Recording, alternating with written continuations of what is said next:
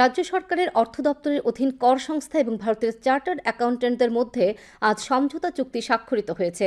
এই উপলক্ষে মহাকরণে আয়োজিত অনুষ্ঠানে রাজ্য অর্থ দপ্তরের সচিব অপূর্ব রায়, কর দপ্তরের chief commissioner Akinchan Sarkar, institute of chartered accountants of ইন্ডিয়ার চেয়ারম্যান রাজেন্দ্র কুমার প্রমুখ উপস্থিত ছিলেন।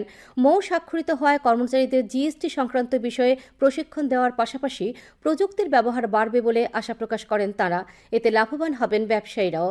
কর্মচারীদের দক্ষতা বৃদ্ধির পাশাপাশি জিএসটি সংগ্রহের গুণগত মান বাড়বে বলেও তাঁরা আশা প্রকাশ করেন।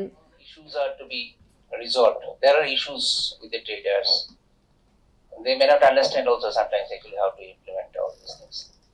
I think these can be resolved very quickly with the help of this prestigious institution.